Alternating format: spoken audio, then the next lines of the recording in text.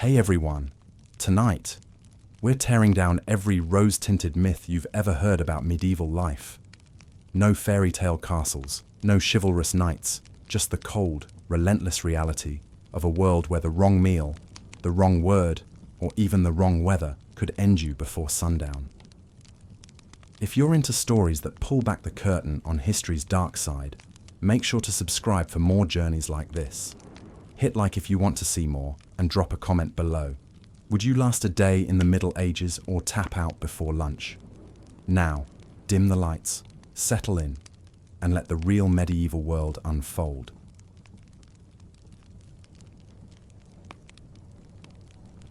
Your eyes flutter open, and reality settles in. The blanket itches against your skin, washed maybe once a season, thick with the memory of countless nights. The first light of day drips through the gaps in the wooden shutters, falling like warm honey across a rough woolen blanket. You feel it before you open your eyes, the soft kiss of morning chill brushing your cheeks, the gentle weight of layered quilts, and the earthy scent of hearth smoke curling through the room. You are lying on a straw-stuffed mattress, its familiar rustle beneath you, covered by thick woven sheets that smell faintly of lavender and ash. Above your head, wooden beams stretch across the low ceiling, and in the corner of the room, a small hearth glows softly, still warm from last night's fire. Outside, the village stirs. A rooster calls somewhere in the distance, its voice stretching into the cool morning air. The bell from the stone chapel begins its slow, rhythmic tolling 5 deep tones, low and mellow, to call the village into day. Inside, your breath is visible, just a whisper of fog as you sit up slowly. The floor beneath your feet is cold and uneven, packed dirt with old rushes scattered to keep it dry. You run your fingers over the woven edge of a homespun tunic laid across a stool beside your bed. The fabric is scratchy but sturdy, dyed with natural pigments in shades of deep brown and dull green. You rise and dress slowly, listening to the faint hum of life beyond the walls. A cart creaks in the distance. Someone chops wood near the edge of the village square. Children's laughter, just a few notes, bounces between the thatched rooftops before fading again. The room is dim, lit only by the coals in the hearth and the golden haze slipping past the shutters. You take a small pitcher of cool water from a wooden shelf and pour it gently into a clay basin. The splash echoes slightly in the quiet, and you dip your hands into the water. It's cold, biting against your skin, but refreshing. You cup a little and splash your face. The sting wakes you fully, and you exhale, standing still for a moment, taking in the peacefulness of this early hour. There's no rush here, no alarm clocks, no screens, no urgent emails, just the slow, sacred rhythm of the sun and the seasons. This morning, like every morning, will begin with warmth, with bread, with quiet. In the corner, a small wooden shelf holds a round loaf of yesterday's bread wrapped in linen. You tear off a piece, still soft inside, and chew slowly as you sit beside the hearth. Nearby, a clay pot sits nestled in the coals, an herbal infusion of nettle and mint, steeped since last night. You pour a bit into a simple wooden cup, wrapping your fingers around its warmth. The taste is earthy and slightly sweet, comforting. Across from you, a cat stretches in the shadows, her fur catching the firelight. She pads over silently, rubbing against your legs, before curling into the warmth of your cloak draped on the bench. You smile softly, your fingers stroking her back in slow, thoughtful motions. Outside, a pale mist clings to the ground, curling along the edges of the paths. Through the small cracks in your shutters, you glimpse the first villagers emerging into the light woolen cloaks wrapped tightly, boots crunching over frosted grass. Someone calls a gentle greeting in a language that feels old and rhythmic, shaped by centuries of shared mornings. You recognize the voice, old Marta, the baker's wife. She always starts her day before sunrise, her sleeves dusted with flour, her cheeks pink from the heat of the ovens. The smell of baking bread wafts into your room on the breeze, mixing with the scent of wood smoke and damp earth. Can you smell it too?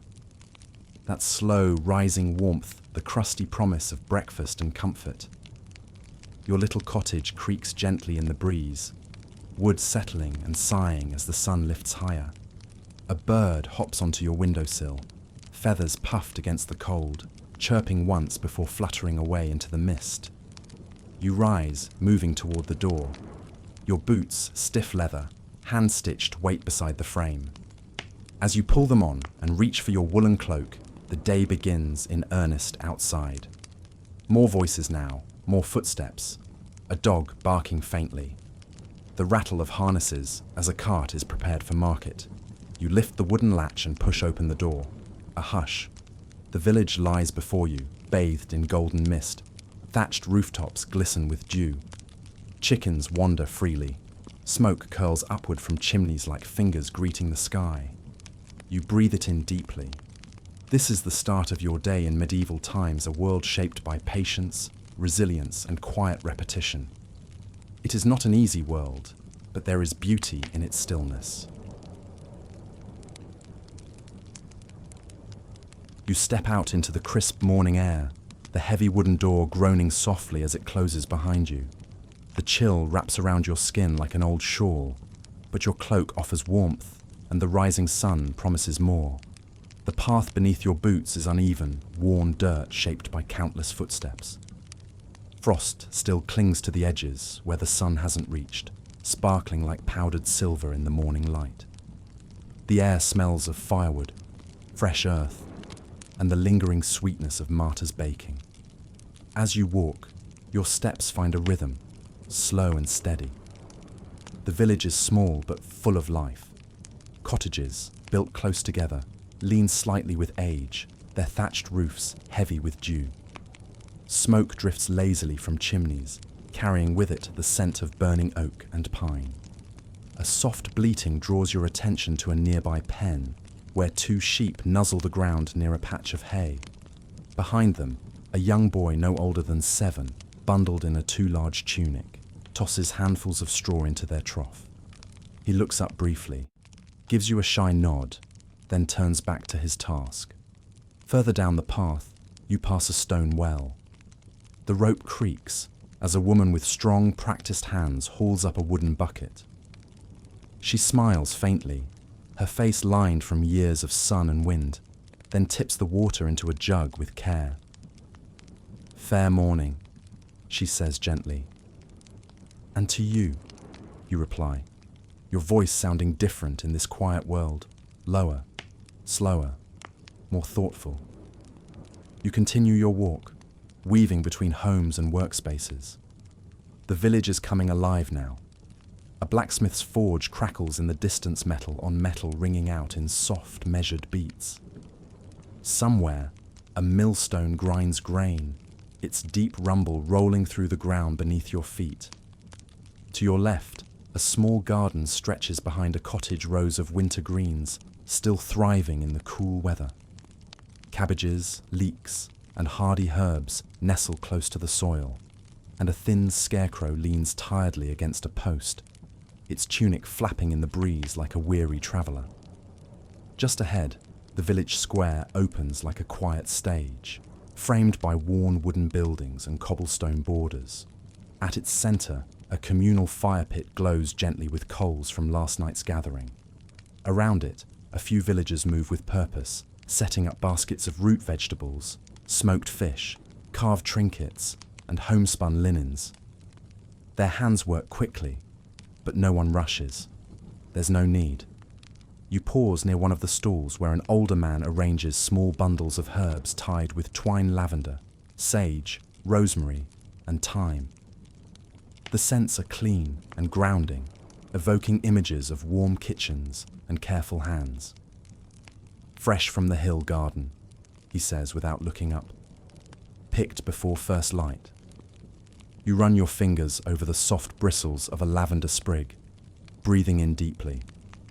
A little farther on, near the edge of the square, a carpenter sets out simple wooden bowls and ladles.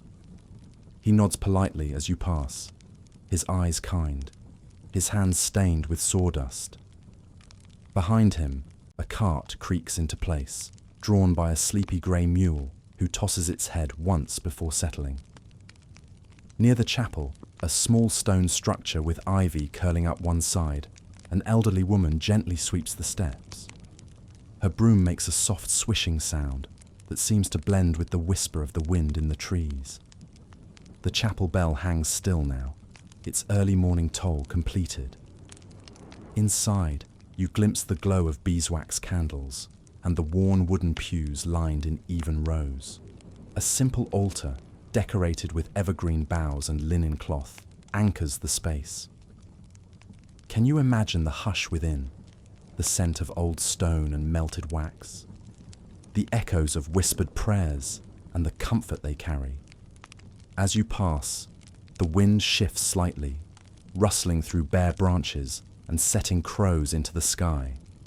Their wings beat quietly as they rise above the rooftops and vanish beyond the forest edge. Your walk continues toward the back of the village, where the path narrows again. A small stream flows nearby, its gentle trickle winding past mossy stones and fallen leaves. A wooden footbridge arches over it, just wide enough for a cart. You pause there, leaning on the smooth rail, watching the water curl and eddy below. There's a softness here that feels timeless. Everything moves slowly, deliberately. Nothing demands your attention. Nothing pulls you away. Beyond the stream, the land opens into fields quiet now in winter's embrace, but marked with rows of turned soil and fences made of twisted branches.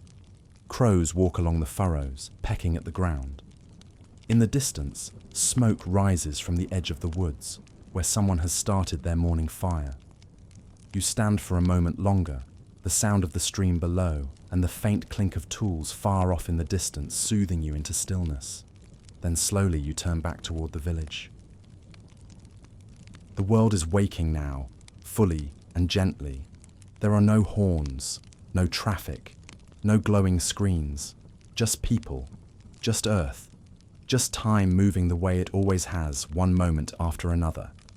And you, a quiet part of it all. You walk slowly back toward your cottage, your feet knowing the path, your heart a little fuller than it was when the morning began. As you make your way back toward the heart of the village, the day settles into its rhythm, not hurried, not still, but flowing like the stream you crossed earlier. Everyone, it seems, has a role to play. Tasks unfold, not with urgency, but with quiet understanding, like songs passed down over generations. You hear the faint thump of wool being beaten clean near one of the homes. Two women sit on low stools, dipping skeins of yarn into a warm basin, tinted with deep maroon dye crushed berries from the forest, carefully preserved. Their hands move expertly, twisting, rinsing, repeating. Behind them, strung between two narrow beams, hang strips of drying cloth that flutter slightly in the morning breeze. Reds, browns, and dusky purples ripple in the light like banners of simple beauty. One of the women hums softly a tune without words, old and sweet, and the other joins in, their voices blending like a lullaby the wind can carry. You pass by a small open shed where a cooper is crafting a wooden barrel. He leans close to his work, tightening metal hoops around shaped staves, testing each one with a practiced tap. The smell of fresh wood shavings floats outward, clean and almost spicy. He nods to you with a kind, wordless acknowledgement. A little farther on, in a sun-warmed patch of earth near the edge of a field, a group of villagers gather around a trough to wash vegetables. Carrots, turnips, and onions are laid out in baskets, their colours muted but earthy and alive. A girl no more than 12 laughs as a splash of water jumps onto her apron. An older woman beside her simply smiles and gently shakes her head, brushing mud from a bunch of herbs. Work is lighter with warm company, someone says softly. You're invited to help, handed a small bundle of leeks to trim. The knife is smooth in your hand, the rhythm of cutting steady and calming. You settle into the moment, letting the work shape your breathing, your thoughts, your connection to the hands around you. Isn't it something to find quiet purpose in simple shared tasks? Once the baskets are full, someone carries them toward the baker's cottage, where they'll become soup and stew for the evening meal. The aroma of freshly baked bread grows stronger now, filling the air like a promise. As you walk by, you notice Marta slipping small loaves onto a cloth-covered table beside her door. She pauses to wipe her brow with her sleeve and offers you one still warm, its crust golden and dusted with flour. You thank her with a small bow of the head and take a bite. The crust crackles softly. The inside is soft and slightly sweet, dense with the richness of coarse flour and care. As you continue down the path, the village opens again into the fields you saw from the bridge. A few men are working the land, even in this cool season, reinforcing fences and clearing brambles from the soil. Their movements are slow but firm, their voices low and steady. One pauses to rest his hands on the top of his spade, gazing up at the sky with a look that's more prayer than observation. The fields are bordered by hedgerows dotted with winter berries, crimson and sharp against the pale branches. Birds dart between them, chirping in bursts like scattered thoughts. The air is crisp but not biting, and the sun has climbed high enough now to warm your face when it breaks through the clouds. Back at the stream, a woman kneels with a pile of linens, washing them in steady, circular motions. Her hands are red from the cold, but her face is peaceful. She looks up as you pass, then nods toward the water. "Clear today," she says softly. "The kind of stream that carries secrets." You pause to watch it flow, small ripples dancing over the stones, catching bits of sunlight and sending them scattering like stars. Even the animals seem in rhythm with the day. Chickens strut across the path, clucking softly, while a dog lounges near a doorway, twitching its ears at distant sounds. Horses stand in a small paddock behind the stable, their breath rising in soft clouds as they nuzzle the fence. Everywhere you look, life unfolds in quiet harmony. It's not a world of convenience or speed, but one where people depend on each other and on the land in deeply rooted ways. Every loaf of bread, every finished tunic, every chopped log is part of a delicate and unspoken agreement. I will do my part, and you will do yours.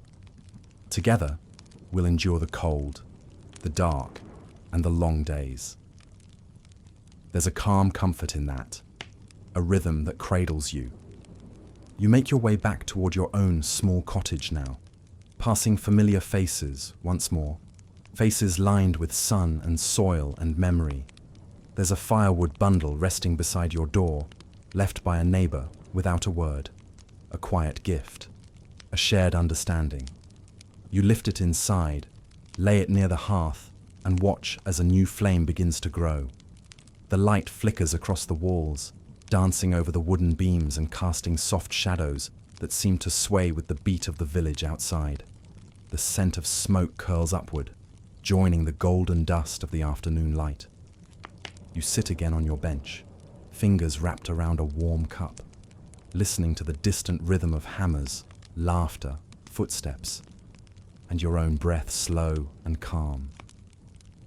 The light has changed now. You notice it first in the corners of the room, where the golden glow of the sun deepens into amber. Shadows lengthen across the dirt floor, soft and slow like fingers reaching to tuck the day away. Outside your window, the sky leans gently toward dusk, muted hues of violet and rose painting the thatched rooftops in a final blush of warmth. You rise and step out once more, pulling your cloak a little tighter against the growing chill. The air feels different, more still, more hushed. Even the birds seem to know the day is ending. Their songs are quieter now, fading into the trees beyond the village. Can you feel it? That subtle shifting. like the world is breathing out a long, contented sigh. Along the narrow path, doors begin to close one by one. A woman carries in the last of her laundry. A boy gathers dry twigs from beneath the hedgerow, clutching them to his chest as he hurries home. Somewhere, a bell rings twice, low and soft, marking the close of daylight. At the village square, the stalls are mostly cleared. A few baskets remain, emptied of goods, but still smelling faintly of herbs and smoked fish.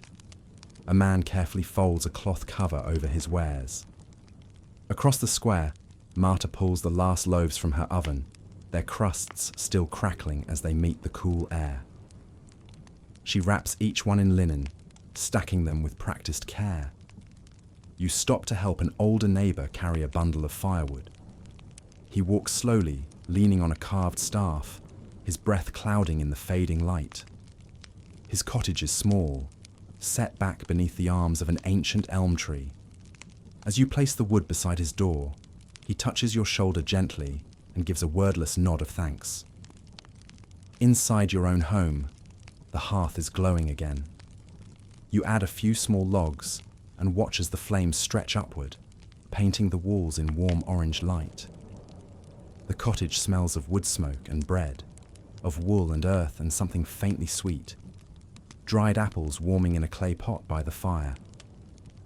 You settle in with a bowl of simple stew, barley, leeks, and bits of root vegetable floating in a savory broth. The spoon is wooden, worn smooth by time. Each bite is hearty, grounding.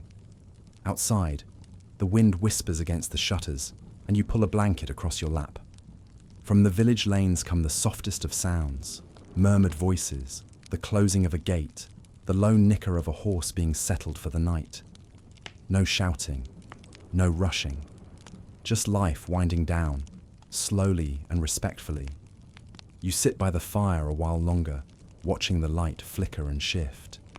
Shadows dance across the ceiling beams, reminding you of the morning, how they looked when the sun first crept in, and how far the day has come since then. A soft knock at the door. When you open it, you find a young girl holding a small bundle wrapped in cloth. Inside, a piece of warm bread and a few dried berries. "From my mother," she says, not meeting your eyes. She says thanks for the herbs. You kneel slightly and smile, your voice low and gentle. "Tell her I'm grateful." The girl nods and vanishes back into the night, her footsteps light as snowfall. You close the door behind you, the wooden latch clicking into place, sealing the warmth inside. The gift rests on your table now, simple, thoughtful, shared. In this world, kindness doesn't shout. It shows itself in loaves and bundles, in firewood by the door and hands at your side. The fire crackles softly. You lie back on your bed, the wool blankets heavy and familiar, their scent a mix of lavender, ash, and old comfort. Your eyes drift to the rafters above, where moonlight begins to press through the tiny gaps in the roof. Outside, the village grows still. Smoke curls upward into a star-dusted sky. Candles are blown out one by one, and only the soft breath of sleeping homes remains. The fields rest, the tools rest, the people rest, and so do you. Can you feel it now, that ancient peace, that sense of belonging to something slower, deeper, older than anything rushed or loud? You've spent a day in the rhythm of another time, and while the world outside has changed, this feeling, this quiet woven comfort, lives on, tucked into hearts and homes, in the deep folds of history. So rest now. Let your breath slow, your body sink into softness, and your thoughts drift with the smoke into the night sky. You are safe here. You are part of this village, if only for a while. And tomorrow, the sun will rise again.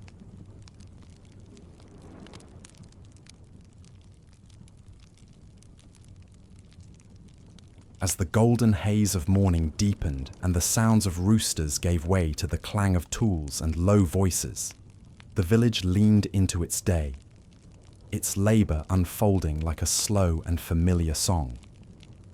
The cobblestone path beneath your feet is damp and uneven, smoothed only by centuries of wear.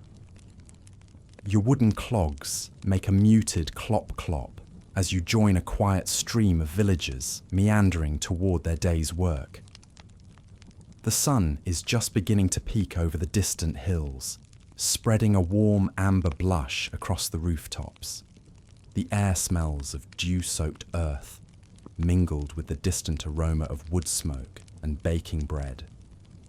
Chickens cluck in their coops, and a pair of children, still drowsy-eyed, walk hand in hand behind their mother, their feet padding softly in the dust.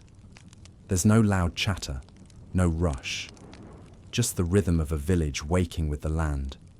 As you pass the common well, a woman with strong arms and kind eyes is drawing water. She smiles at you softly, her head covered with a woolen wimple. "Off to the fields?" she asks, not expecting an answer, just connecting in the quiet morning stillness. You nod gently and continue on. The fields lie just beyond the low stone wall that cradles the village. Already, a handful of men and women are spreading out across the furrowed earth, hose in hand, sleeves rolled up. You're handed a woven basket and directed to a patch of tilled soil.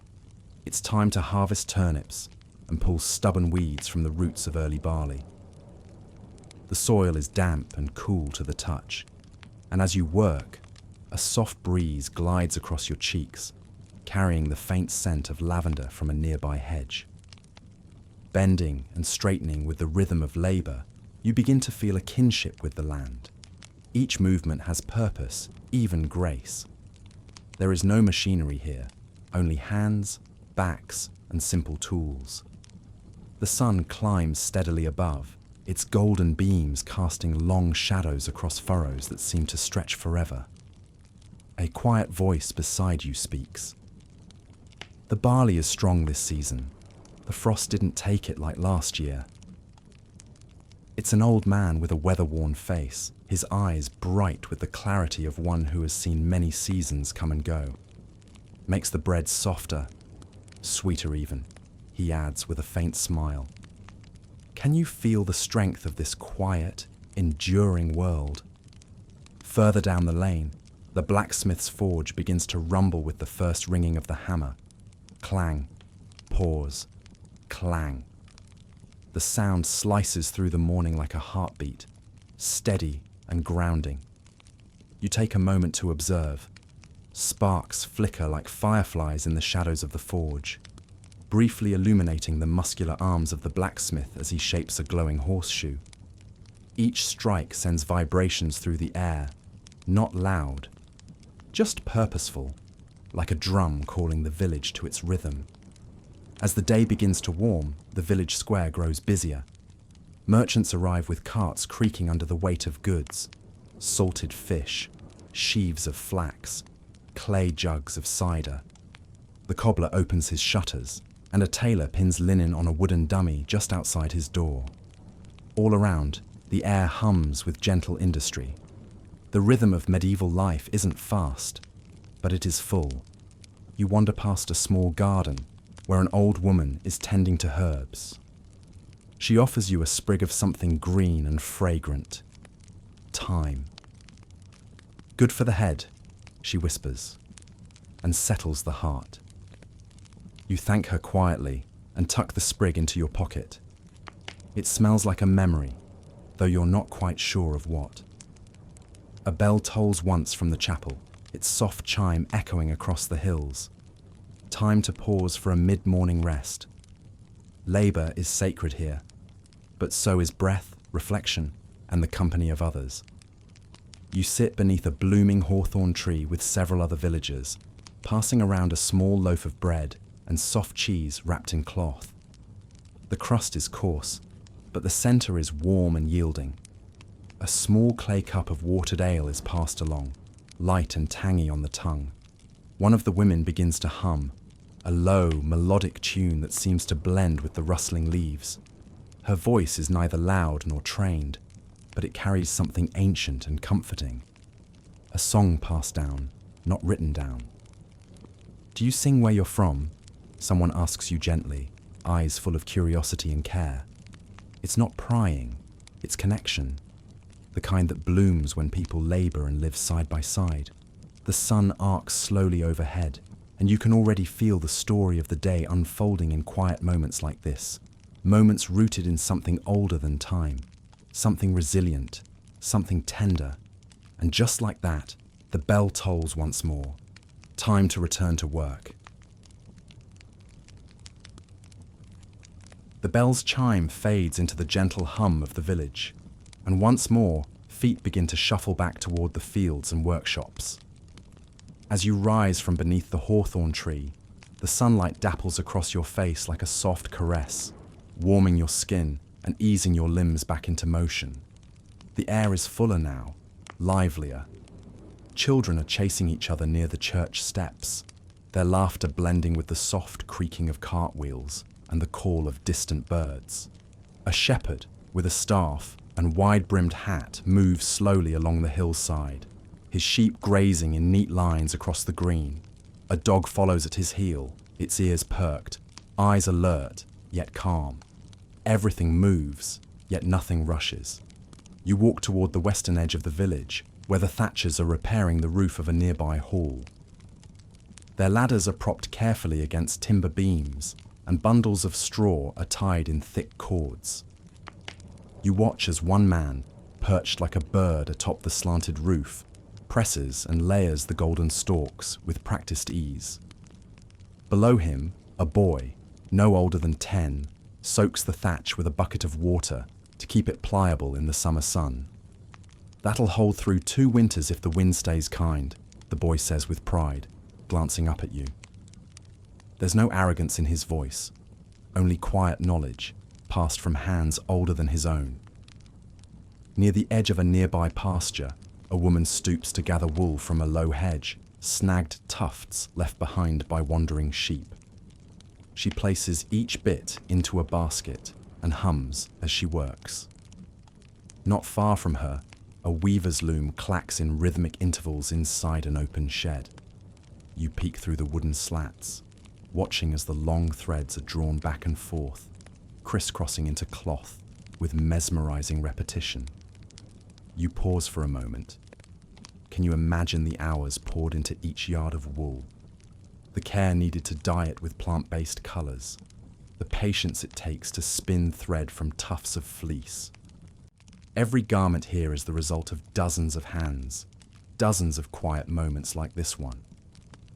In the shade of a gnarled oak tree, a barrel maker, known here as a cooper, shapes staves of wood using a curved knife.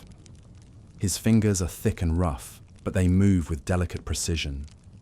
Around him, unfinished barrels lie like sleeping giants, their iron hoops gleaming faintly in the sun. He notices you watching and chuckles softly. They hold more than ale, you know, he says, tapping the rim of a nearly completed cask. Rainwater, fish, grain, honeycomb, even stories sometimes. You blink at that last one, unsure whether he meant it literally or not. But in this world, even tools seem to hum with memory. By mid-afternoon, the scent of clay and ash leads you toward the edge of a small hill, where a potter is tending to her kiln. Smoke rises in gentle curls, and the open flames reflect in her eyes as she inspects a cooling bowl. Her fingers are white with powdered earth, and the shape of the vessel she holds is both simple and beautiful, rounded, with a curved lip and a faint swirl etched along its side. She dips the bowl into a bucket of water to cool it, and then sets it aside. The clay remembers, she says softly, half to you, half to herself. It holds onto the warmth longer than we do. You nod slowly, touched by the quiet poetry of it all. The day presses on, not with urgency, but with constancy. Every hand has its purpose, every task its rhythm. You pass by a scribe sitting beneath a linen canopy near the chapel. He is carefully illuminating a manuscript, the feathered end of his quill swaying with every stroke. The pages glisten faintly with gold leaf, and in the margins, tiny figures. Dragons, vines, dancing monks begin to come to life. He pauses only to stretch his fingers and look skyward. Even monks need good eyes, he says gently, noticing your gaze. But the Lord did not give us parchment for it to remain blank. You smile, unsure of how to respond, and he returns to his delicate work. As shadows begin to stretch across the earth, you find yourself near the village green once more. A group of young women are walking in a slow circle, weaving flowers into each other's hair and singing a song about summer rain and blooming berries. The melody is soft and lulling, almost like a lullaby not yet ready for sleep. Can you feel how the land itself seems to breathe with these people?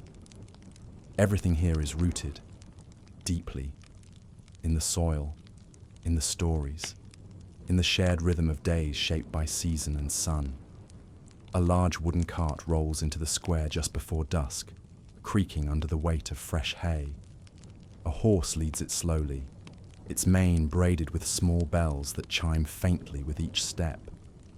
A boy runs beside it, tossing handfuls of straw to the sides for livestock pens. You catch his eye, and he grins.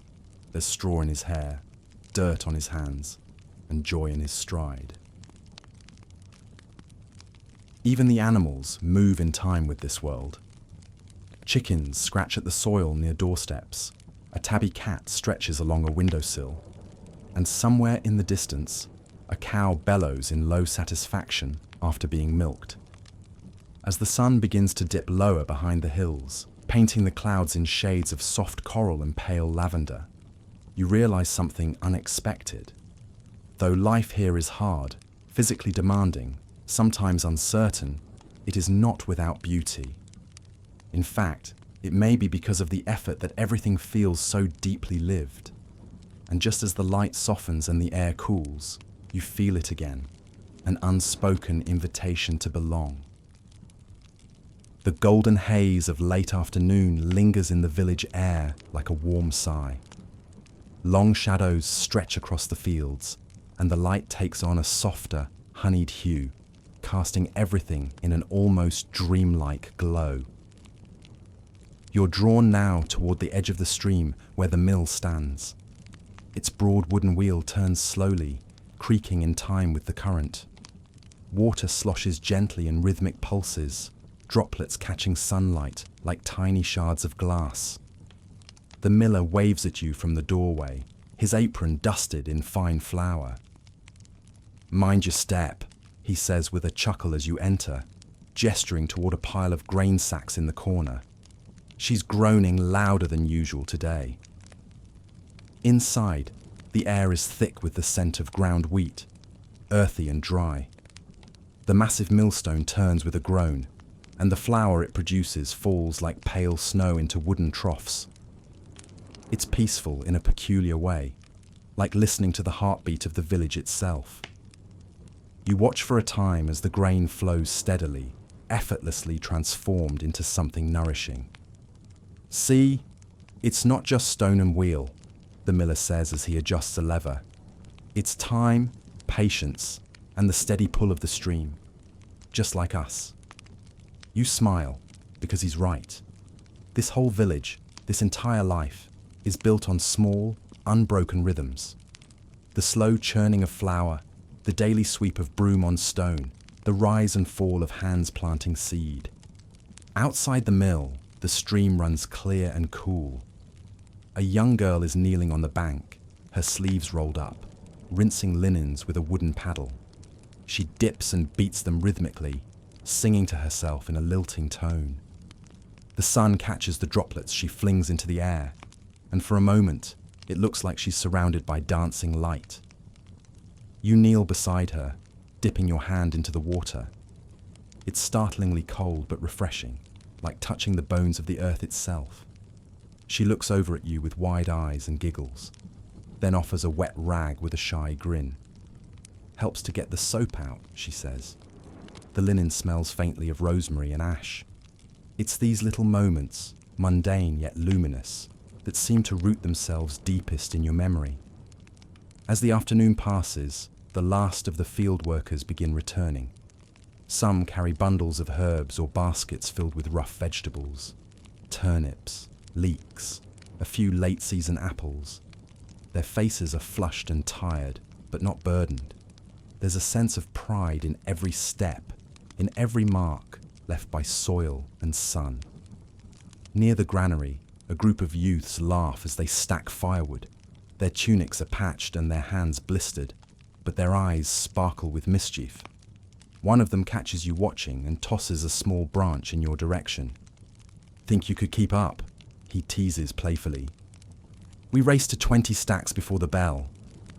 You grin and join them, catching the rhythm quickly.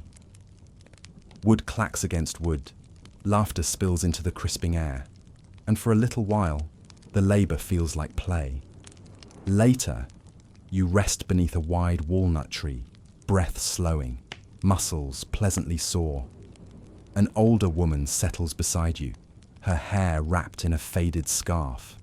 She's spinning wool into yarn with a drop spindle, her fingers dancing with quiet precision. "I've spun stories longer than this thread," she says with a wink, not looking up from her task. "Would you like to hear one?" You nod, and she begins, softly, like she's unspooling it from memory. It's a tale of a wandering boy who could hear the trees speak, of a fox that led him to a hidden grove, of a promise made beneath the stars. The words are simple, but they wrap around you like a warm shawl. "And when he came home," she finishes, "the boy wasn't quite the same, but he carried the grove inside him, everywhere he walked."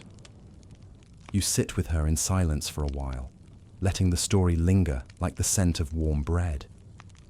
Isn't it something? How a quiet voice, a spool of yarn, and a single tree can hold more power than 1,000 castles. From the tree's base, you look across the village once more. Life continues in soft, overlapping waves. A woman mends a torn tunic by candlelight. A boy delivers a bucket of milk to a neighbour's doorstep. A cluster of men fix a broken fence near the sheepfold, speaking only when needed, working with hands that know the task by heart. There is no wealth here, no luxury. Yet the richness of the day feels undeniable. As evening begins to lean in, lanterns are lit one by one. Their glow spreads like golden puddles across the ground. Children are called indoors with gentle voices. A dog barks once, then curls beside its master's boots.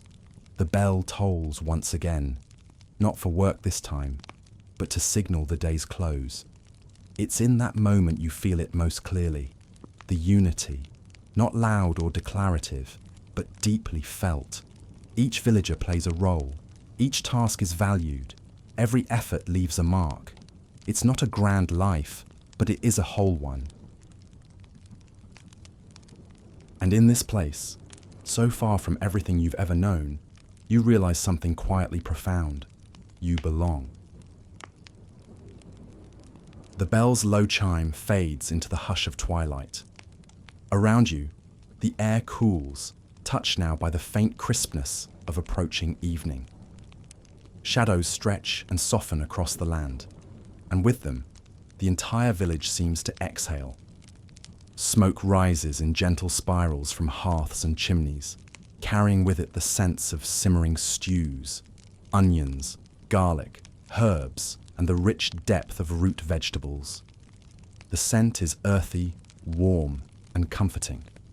You follow your feet back toward the center of the village, drawn not by duty now, but by instinct, toward rest, toward story, toward community.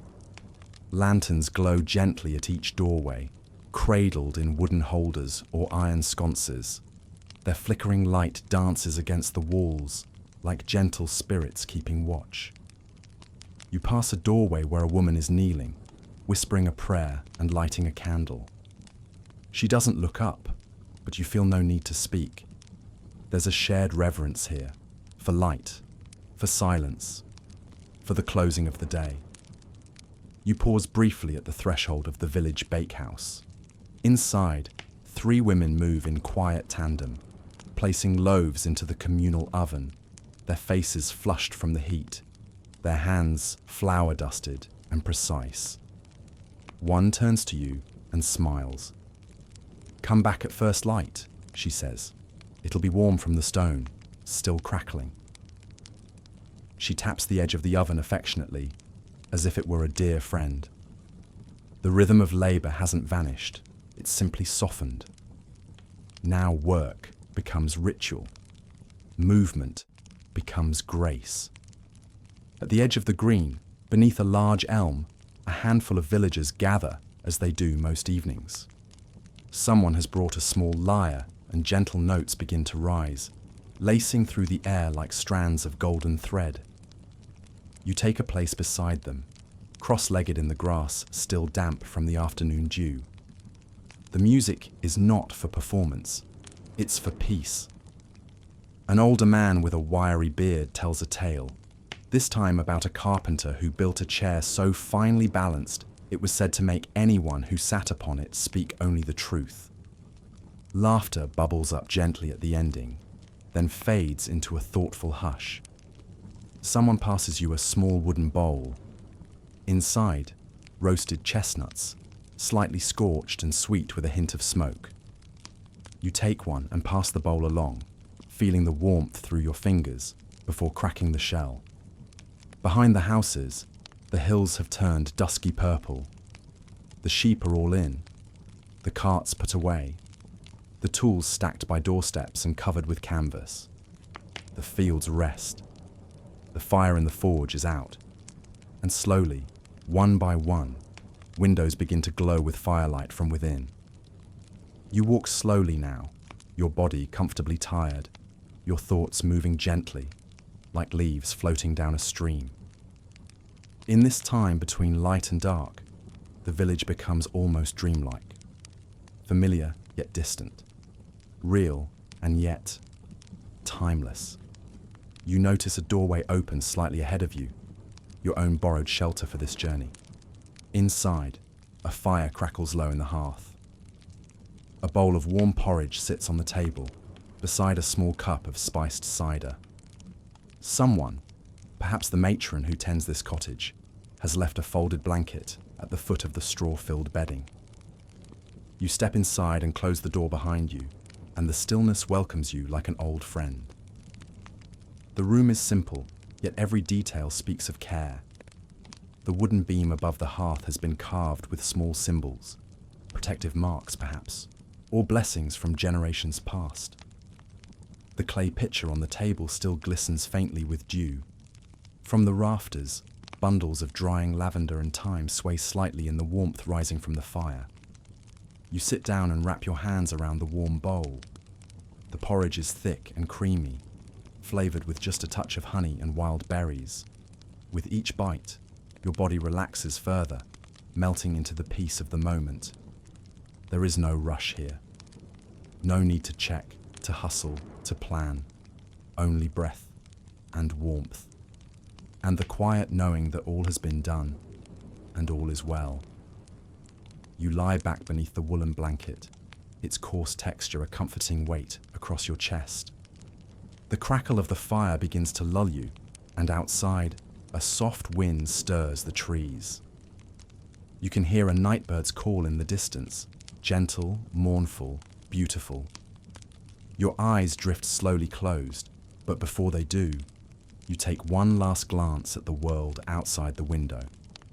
The stars have begun to appear, faint pinpricks in a darkening sky. You wonder how many others, across centuries, have ended days just like this one, under stars just like those. And quietly, without needing to say it aloud, the truth becomes clear. The heart of labor is not toil, but meaning.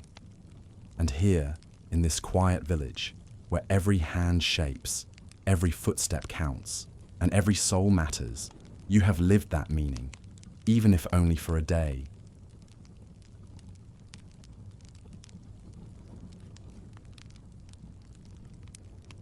But the days here do not end sharply. They fold gently into the next, like pages in a well-worn story, each one carrying its own weight, its own quiet tests. Dawn breaks slowly today, not in a golden burst, but in a pale, silvery hush. The sky hangs low and soft with mist, as if the world has wrapped itself in a woolen shawl. The birds still sing, though their calls are quieter, more tentative, like they too are waiting to see what kind of day this will be. You awaken to the gentle patter of rain on the cottage's thatched roof. It's a kind sound, rhythmic and steady, not fierce. The kind of rain that soaks the soil deep and brings life to hidden roots. Inside, the hearth still holds a fading ember from the night before, glowing faintly under the ash. Wrapping a woolen cloak around your shoulders, you step outside. The air is cool, moist, and laced with the scent of damp earth and new leaves. Puddles have already begun to form along the well-worn paths, reflecting the grey clouds above like mirrors laid gently on the ground. At the edge of one such puddle, the mud is cross-hatched with tiny tracks, delicate, clawed impressions leading from under the eaves of a bakery to a pile of discarded vegetable peels. A half-gnawed turnip sits beside them, teeth marks visible in its flesh. They are not fresh, but recent enough to speak of nighttime visitors, hungry ones. In the quiet of morning, the village seems paused, but the signs say otherwise. Life has moved through here in the dark hours, soft-footed, quick-bodied, drawn to warmth and scraps. A young boy stoops to inspect the tracks before his mother calls him away. He wipes his hand on his tunic and runs to catch up. These quiet scavengers are part of the village, just as the mists and moss are. Never fully seen, never fully gone. Another layer of vigilance added to the day. Most of the villagers move more slowly on mornings like this. The baker still rises early, of course, and the shepherd is already on the hills, wrapped in oiled leather to guard against the chill. But many others linger indoors longer, taking time to prepare herbal teas, or tend to small aches before beginning the day's labour. At the far end of the green, you notice a small line forming outside a narrow cottage, with a painted sign above the door. 3 bundles of dried herbs tied with red ribbon. It is the home of the healer. Inside, the space is dim but comforting. The air is thick with the scent of crushed chamomile, clove, and elderflower. Yet beneath the sweetness, something more feral lingers, a faint, sour musk that clings to the baseboards and the folds of old cloth. It is not strong, but it is familiar. A presence that does not belong, yet has never quite been banished. In the far corner, a faint rustle breaks the stillness. Just a twitch of shadow behind a basket of elder bark. You catch it, a flicker of movement too fast to name, too common to cause alarm. The healer, without turning, lifts one tired hand and waves it gently, absently, toward the corner. "Don't bother," she murmurs, more to herself than to you. They come when the warmth does.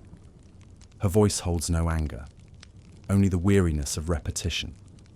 Rats are not a plague here, not yet, but they are a rhythm, like the rain or the aches in winter. Shelves are lined with wooden bowls, glass vials, and bundles of drying plants.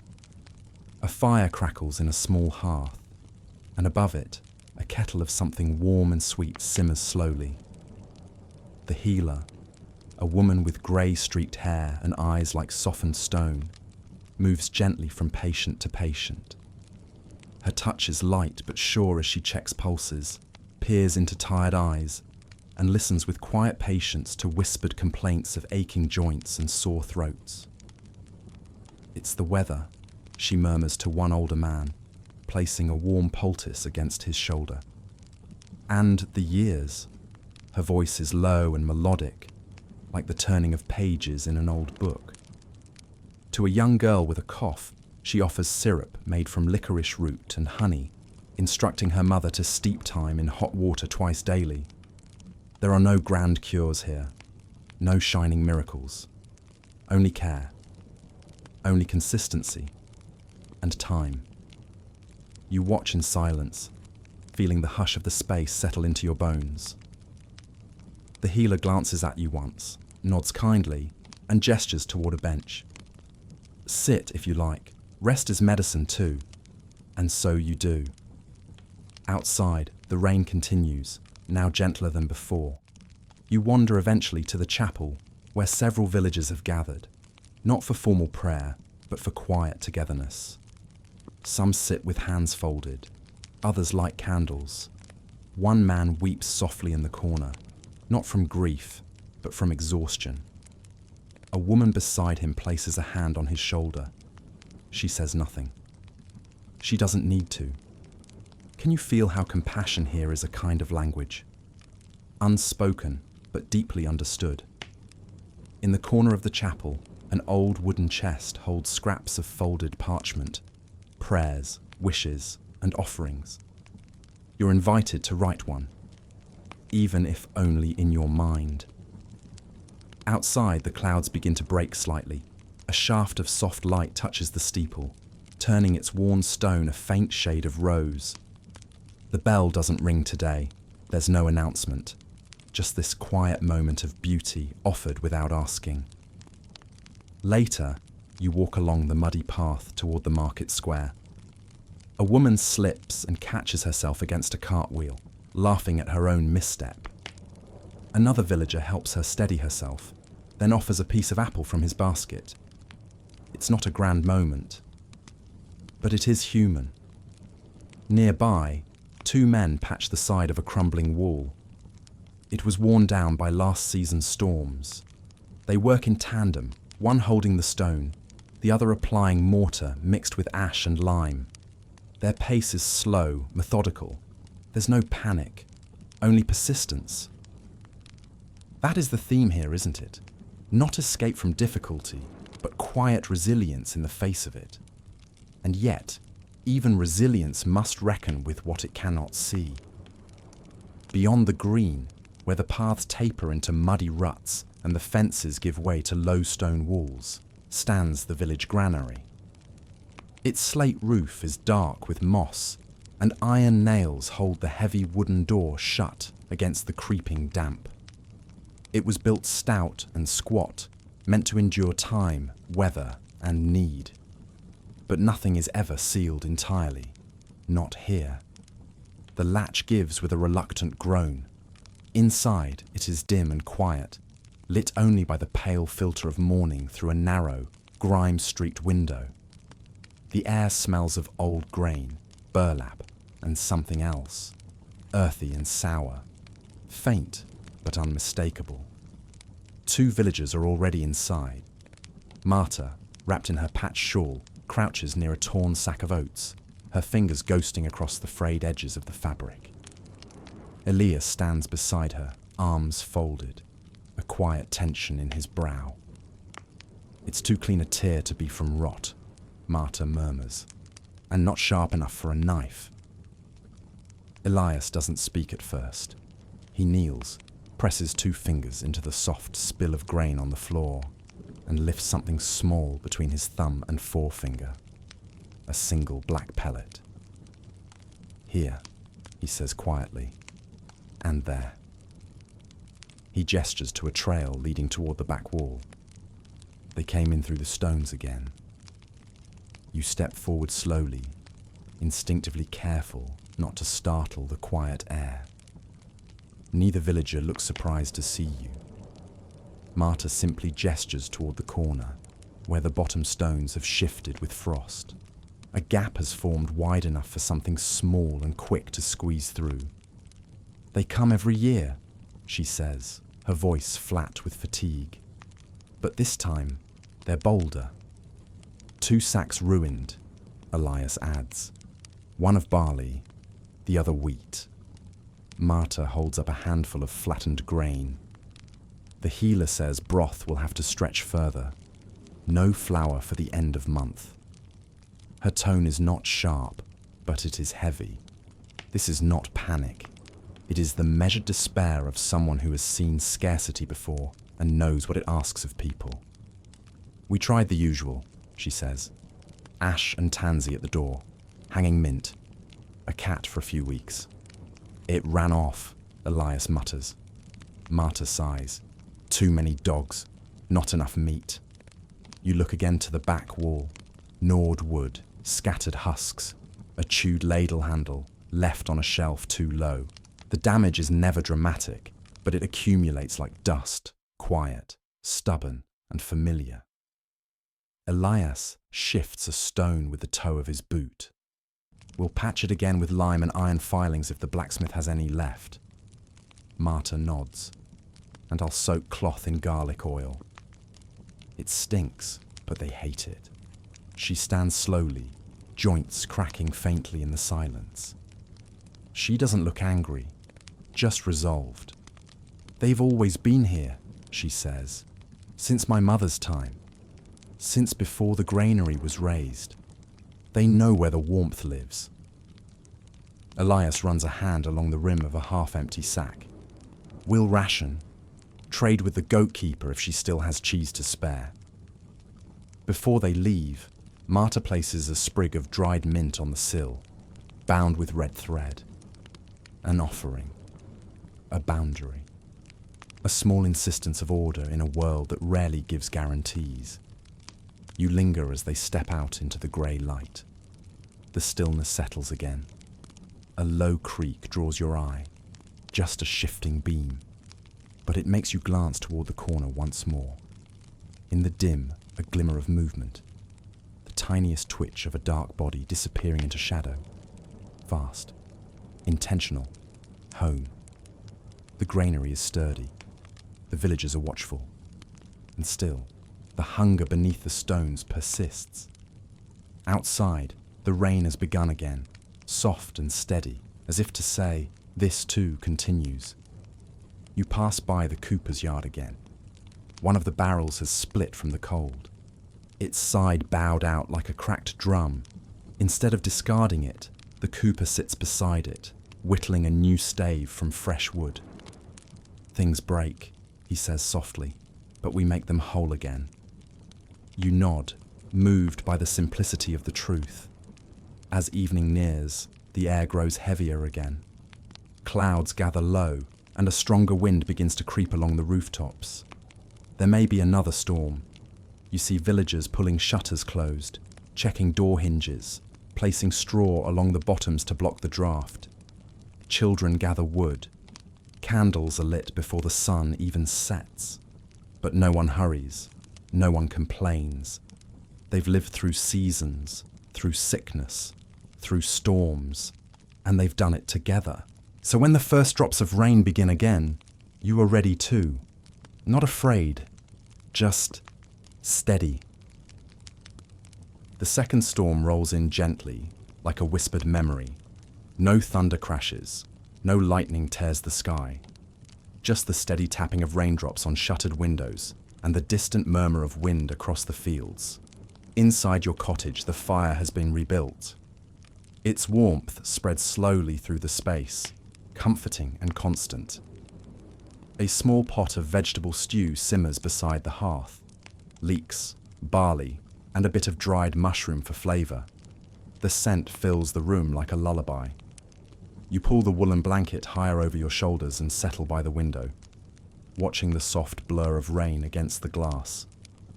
It doesn't feel lonely, only quiet. Across the path, you notice an old man step onto his porch. He leans heavily on a walking stick and looks up at the sky as though greeting an old companion. Then, without urgency, he sets a small wooden bowl on the ledge, filled with crumbs. Soon, a pair of sparrows flutter down to feast, their feathers damp, their wings shivering. There, he mutters, satisfied. Let the little ones eat. Later in the day, when the rain lightens to a mist, you visit the weaving shed again. The weaver has lit a series of small candles around her loom, their glow illuminating the threads as they stretch and overlap. She's quiet today, but as you sit beside her, she begins to speak, slowly, almost absent-mindedly, as her shuttle moves. "My sister fell ill in the first frost," she says. "We thought it was just a chill." Her fingers tightened slightly on the yarn, but her breath grew shallow. The healer came. She lit rosemary and rubbed salve on her chest. "My sister said it smelled like our mother's hands." There's a long pause before she speaks again. "She lived," the woman says, "but she walks with a cane now, and we learn to listen closer to the wind. Sometimes it brings more than weather." You nod, not in pity, but in understanding, because here, suffering is not the end of the story.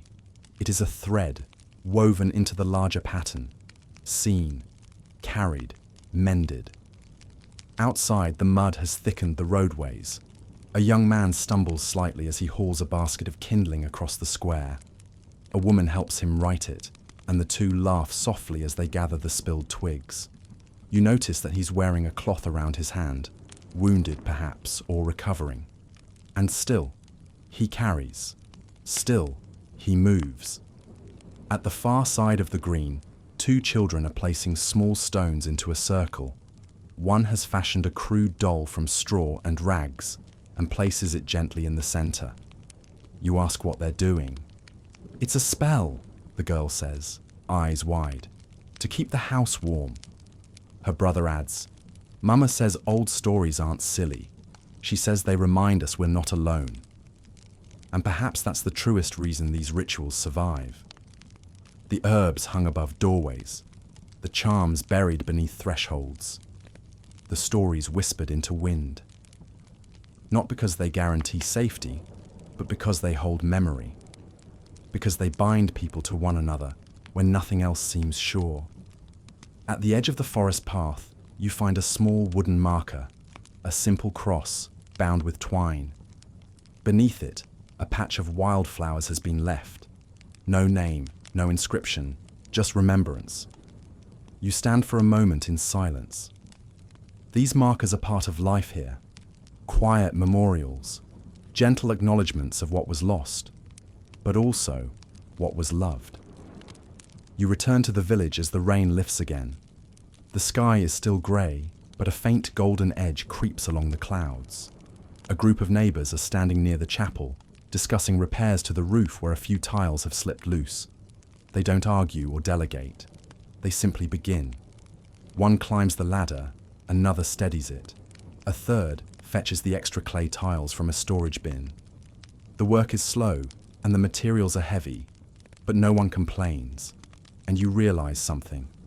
Help here isn't asked for, it's expected. Not out of duty, but because it's part of the fabric of life. When illness comes, they carry each other. When a roof leaks, they raise it together. When grief settles like fog, they do not chase it away. They sit beside it. At supper that evening, the cottage feels especially warm. The stew is ladled into bowls, and a single candle flickers in the center of the table. The rain is barely audible now, just a soft dripping from the eaves.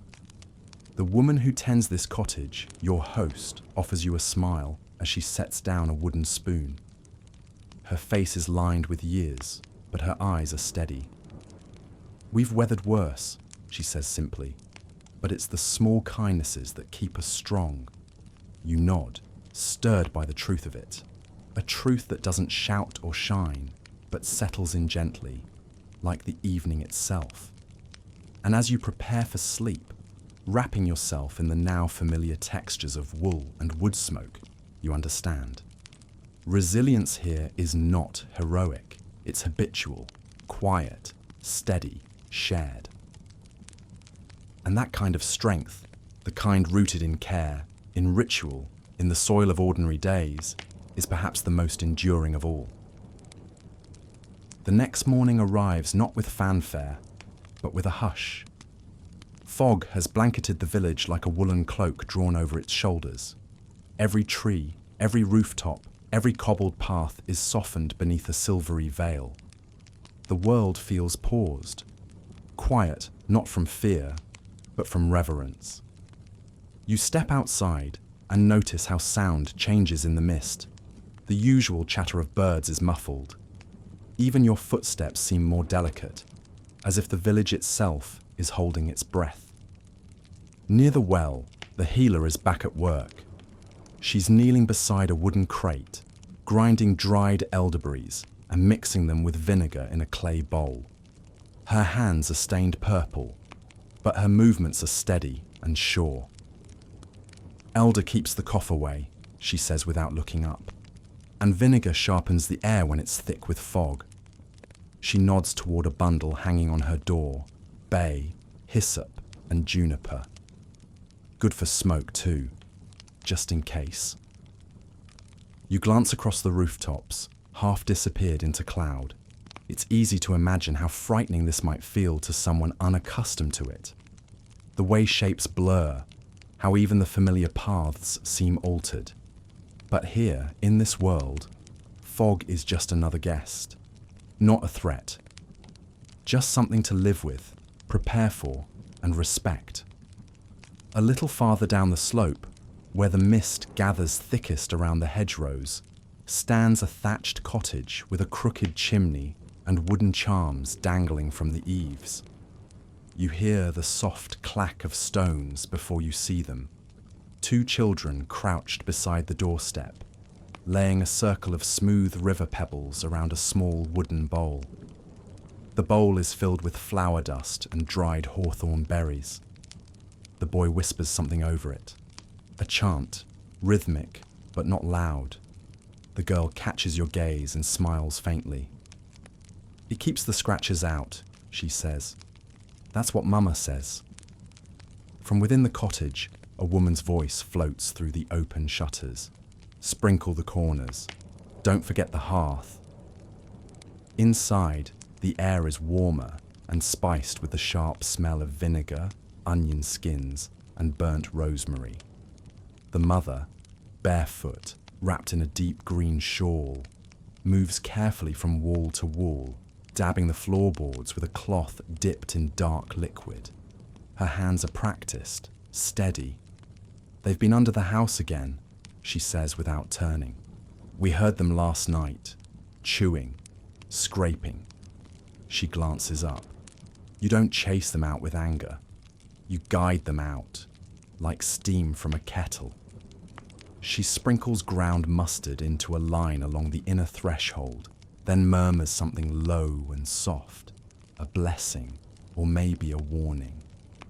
"The old stories say they follow scent," she continues, "so we make paths for them to follow away from the food, away from the cribs." Her daughter places a clove-studded orange on the windowsill, its surface browned and shriveled. Mama says this keeps them confused. You feel no fear in this house, only order, a kind of domestic magic made from vinegar and soot, habit and hope. The woman kneels by the hearth and reaches behind a pot, pulling free a piece of fabric tied with string. Inside are bits of lard, dried rosemary, and elder leaves. She places it into the fire. The bundle crackles sharply, then smokes with a dark, bitter scent. "This was my grandmother's doing," she says, "and her grandmother's before that. It doesn't kill anything, but it reminds the house who it belongs to." You watch in silence as the smoke rises, curling into the thick fog just outside the door. The children finish their pebble ring and step back, inspecting their work. "We leave it there till it rains," the boy says. "Then we build another one," the girl adds. "And if they come back anyway, we just sweep them out again." Outside, a crow caws once from the nearby thatch. The mother glances toward the sound, then smiles faintly. Even crows know which houses are watched. She gathers the cloth, the bowl, the bundle of orange peels, and stands. "The trick," she says gently, "is to hold your home together so the fear can't slip in, even if something else already has."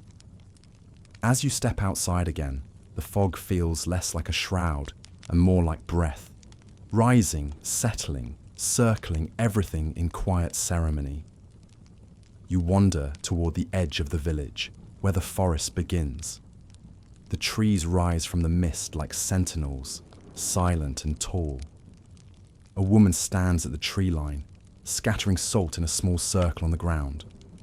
A ritual, not born from fear, but from tradition. She sees you watching and smiles faintly. Just a charm, keeps the fever spirits out. There's no mockery in her voice, only calm certainty.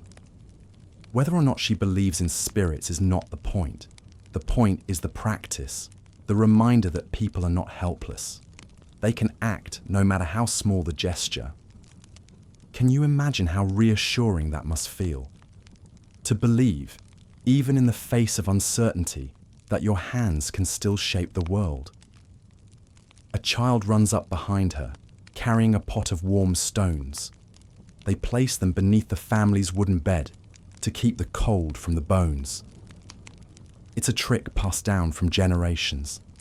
Not magic, just wisdom.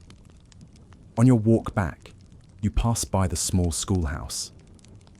Today, the children are gathered in a circle around a worn wooden board, where the teacher, an old monk with ink-stained fingers, is telling a story about St. Hubert and the talking stag.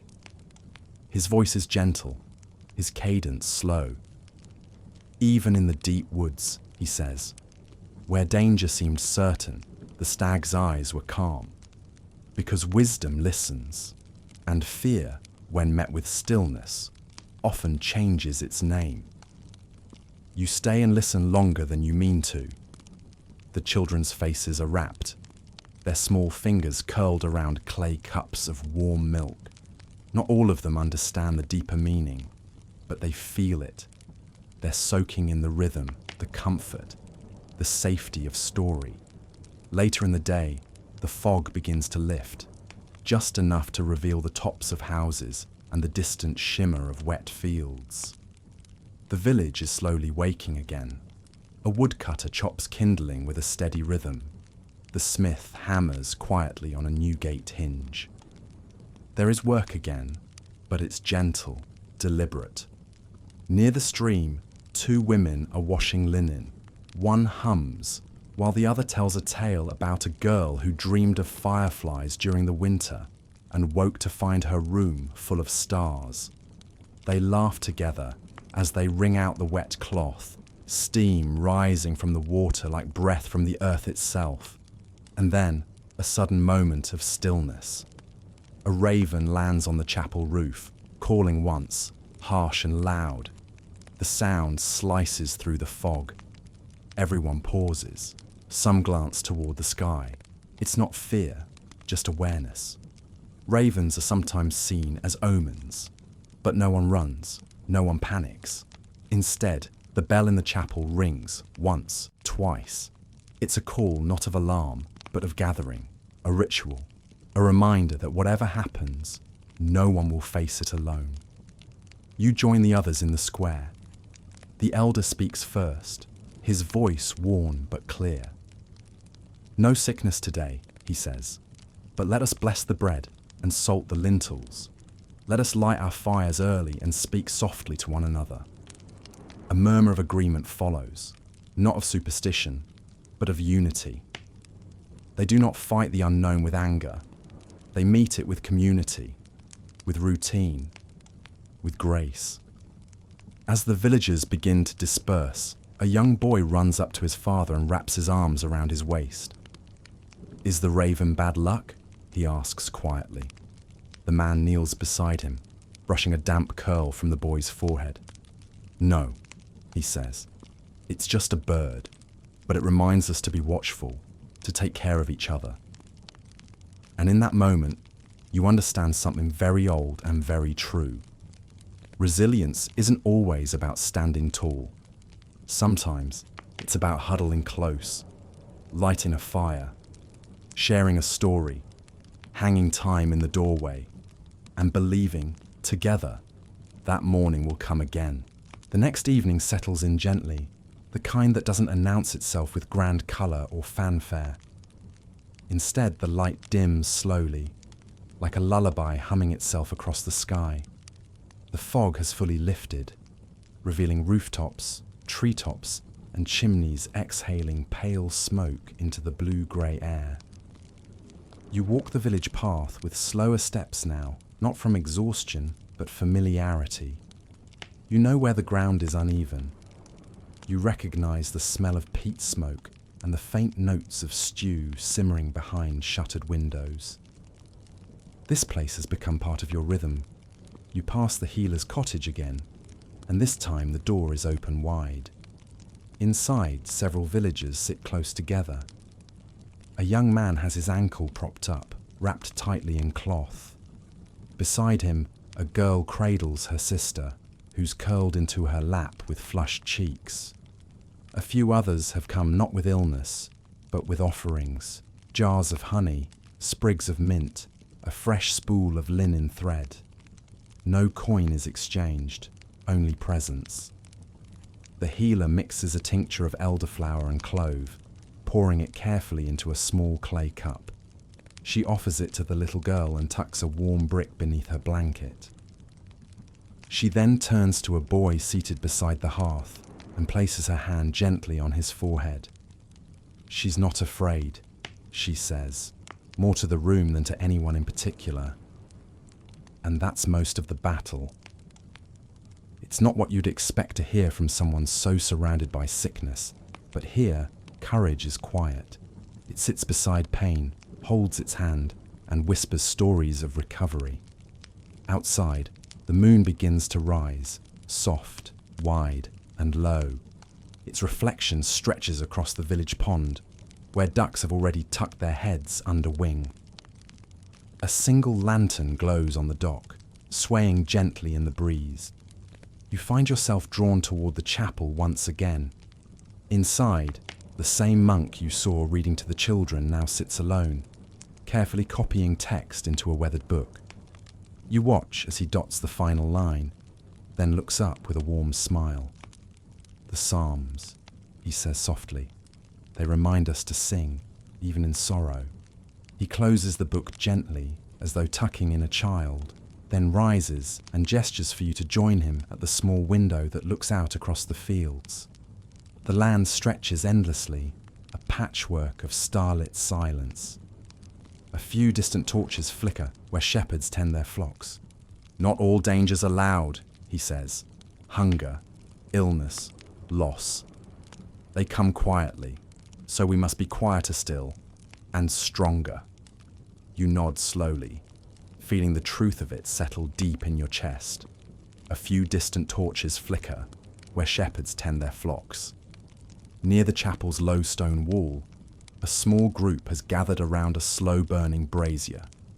Its glow throws long shadows against the crumbling stones. There is no ceremony, no prayer, just warmth, and an old man with a voice like bark soaked in honey. The children sit closest, cross-legged, hands tucked into sleeves, eyes wide and waiting. Adults linger nearby, pretending not to listen. The old man smiles, showing only 2 teeth. "You want a story?" he rasps. "A real one. I'll tell you of the Black Prince."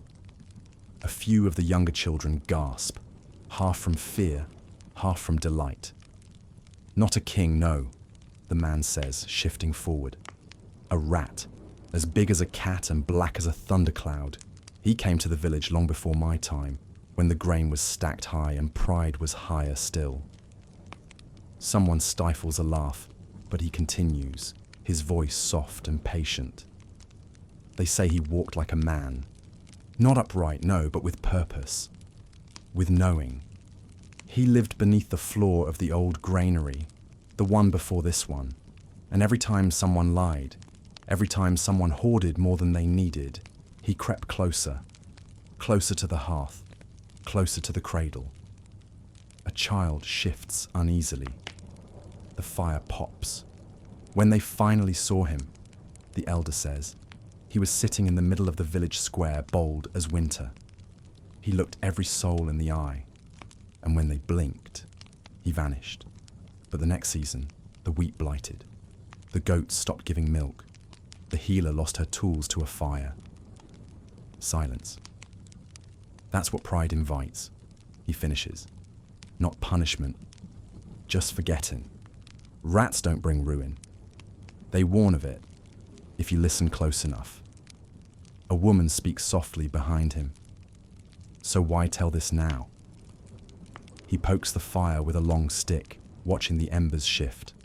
Because I saw one today, he says, near the chapel steps, not afraid, just watching. The children look around as though they might see a twitch of movement in the dark. The elder reaches into his coat and pulls out a small pouch. From it, he scatters dried juniper and salt into the flames. The smoke curls high and sharp, and for a moment, the fire flickers blue. We honor the signs, he says. We don't fear them, but we don't ignore them either. The oldest girl leans forward. So what do we do? He smiles again. We sweep the floors. We share the bread. We hang the garlic and say the names of those who came before. One of the boys, clutching a bit of wool for warmth, whispers, "Do you think he's still here?" The elder tilts his head. Maybe. But if he is, we've nothing to fear. We've remembered what matters. The fire crackles low. No one claps. No one laughs. But the silence after the story feels richer than before. A mother lifts her child and carries her back into the dark. Another villager douses the brazier with a lid, and the red light fades gently into the night. Back in the square, you see a family lighting candles along their windowsill. A custom you learn for safe passage through the night. It's not a signal of fear, but of welcome. A way to say, we are here, and we are ready. A few homes down, a woman steps outside with a bowl of warm milk. She pours a small portion onto the ground, an old tradition meant to honor those who came before. They carried us through harder winters, she says softly. We owe them our stillness tonight. And isn't that what this chapter has truly revealed? That risk is not just survived. It is softened by community, ritual, remembrance. We owe them our stillness tonight. You step back from the doorway where the woman poured her offering, your breath soft in the chill. The village has quieted now. Windows lit, shutters secured, chimneys sighing. But your steps don't lead home just yet. Instead, you walk past the edge of the pond, where the lantern on the dock sways with the night wind. You pause there, watching the ripples spread outward, catching bits of moonlight like threads of silver pulled through dark cloth. Your thoughts stray, unbidden but steady. What if the wheat fails this year? It's been whispered. Not aloud, but in glances exchanged during trade. In the way the miller paused, just briefly, as he counted the remaining sacks. In the soft bite of worry behind the butcher's voice, when he spoke of salting more meat early. You think of the fields now, hidden in darkness but alive beneath it, damp from weeks of rain, heavy with promise or with disappointment. No one can say yet. A crow calls again from somewhere beyond the hedgerow. You listen to its voice fade, then lower your gaze. The fear here is not dramatic. It doesn't wear a name. It hums beneath the surface of daily things. The way soup is ladled with more broth than root. The way wood is stacked with extra care near doorways. The way even laughter carries a thread of restraint. They've seen hard years before. That knowledge lives in their bodies, in calloused palms, in old scars, in the way they always make just a little more than they need. In the chapel, prayers are written not for fortune, but for steadiness. Not abundance, but enough. You remember the healer's soft sigh as she flicked her hand toward the corner where the rats moved. Not anger, not fear, just recognition. There will always be something beneath the floorboards. You begin walking again, boots pressing gently into the soft earth. Your cloak shifts with the wind. In a window you pass, you glimpse a flickering candle beside a loaf of bread wrapped in linen. an offering, or maybe just gratitude. Ahead, you see the silhouette of the weaver's cottage, quiet now.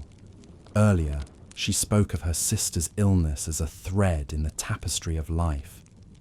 You wonder what thread you've been following, what this village is weaving. It isn't a grand story, but it is enduring. You hear a baby cry softly somewhere beyond the path, then quiet, then a lullaby, low, rhythmic, a melody older than memory, and you realize even if the wheat fails, they will keep singing. Even if the rats return, they will hang garlic and sweep the floors. Even if there is less bread, less light, less warmth, there will still be hands to hold the weight together. And perhaps that is the harvest that matters most. You turn at last toward the cottage that now feels like home. You pass a small girl drawing patterns in the dirt with a stick. Circles, stars, then a heart. She looks up and asks, "Do you think the stars remember us?" You kneel beside her. "Maybe," you whisper. "Maybe they're watching now."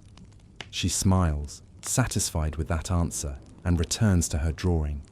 Inside your cottage, the fire crackles low, and the warmth wraps itself around your shoulders like a promise. A fresh sprig of rosemary hangs above the door. Beside your bedding, a small clay bowl filled with dried lavender sits waiting. You inhale its gentle scent as you settle beneath the blanket. The wind hums against the shutters, but it's not lonely, just alive. You think of everything you've seen, the healer's patient hands, the weaver's careful threads, the old man feeding sparrows, the salt circles at the forest's edge, the boy with the bandaged hand who still carried wood. None of these were acts of heroism as we often imagine them. Loud, sudden, bold. They were acts of presence, of patience, of quiet defiance in the face of uncertainty. They were the kind of strength that doesn't need to be seen to be real. And in that knowing, sleep begins to find you, not as an escape, but as a continuation. Another rhythm in the ancient steady song of this village. The wind has softened, and dawn returns without ceremony. Just a coolness at the edge of sleep, a faint blush behind the trees. You rise with it, not because you must, but because the quiet calls you. Outside, the ground glistens. Rainwater still clings to the edges of roof tiles and the bare tips of hedges. Smoke curls gently from chimneys. Somewhere, a rooster calls, hoarse, late, but trying. You wrap your cloak tightly and begin a slow walk toward the well.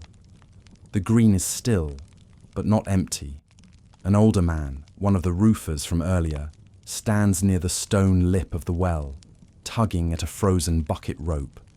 It's caught, stuck fast with the damp and the cold. He grunts softly, then leans his weight into the crank. Without thinking, you step forward. You don't speak. You just take hold of the rope beside him. He doesn't look surprised. He only nods. And together, you pull. The rope loosens with a sudden give, and the bucket rises, sluggish, heavy with cold water. Frost takes the rope some mornings, he mutters, but it's better than drought. He pours the water into a clay jug and hands it off to a young girl who's appeared silently behind him. His granddaughter, perhaps. She holds the jug steady with both arms, then turns and walks it carefully back toward the cottage. The man remains. He sets the bucket back, then looks out across the village. "Used to be 4 of us who did this," he says. "One by one, fewer hands, but the work stays." You glance down at your palms, damp, cold, but not aching, not tired. "You helped," he says, almost to himself. A simple statement, not praise, not gratitude, just truth. Behind him, the chapel bell rings once, not loudly, not a summons, just a reminder. a sound to begin the day. The man turns to go. Before he does, he reaches into the folds of his cloak and pulls out a single chestnut, dark and smooth, still shiny from autumn. He presses it into your hand without a word. Then he walks away. You hold the chestnut in your palm, small, solid, familiar, something to keep or to give. The village begins to stir behind you, boots on wood, shutters creaking open, steam rising from morning kettles. The sky is pale now, the storm has passed, and there is still work to do. You close your eyes. You are warm. You are safe. You are part of the story now. Time slips softly forward, not with haste, but with grace, like the turning of a page by a steady hand. Sleep passes, and with it, the village leans gently toward the close of another day. The sun is low now, casting long golden fingers across the village rooftops. The air holds that sacred stillness known only to evening, a hush not of silence, but of satisfaction, of days well spent and homes waiting with open arms. You step outside just as the last birds of the day begin their flight home, gliding low across the sky, their wings brushing the air like soft strokes of a paintbrush. The fields stretch out behind them, bathed in amber light, their furrows gleaming like old threads stitched into the earth. A soft wind stirs the trees, and somewhere nearby, a flute begins to play. Not a song of joy exactly, nor of sorrow, something in between, something real. You walk slowly now, unhurried, past doors being latched and shutters gently closed. The villagers nod as you pass, their smiles tired but warm. You see a young mother kneeling with her daughter, lighting a tallow candle in their window. The child leans close and whispers, "For safe dreams." Her mother gently squeezes her hand. There is no more work to be done. Not tonight. The tools have been oiled and stored, the last sheep penned, the bread baked and cooled on windowsills. What remains is only ritual, only rest. From the far side of the village green, you hear the rhythmic ringing of the chapel's bell. Not an alarm, but a lullaby. It chimes not to call, but to soothe. Its sound settles like mist into every corner of the village. It says, "Breathe now. It's time to let the day go." You find your way to the oak tree, where a small gathering has begun.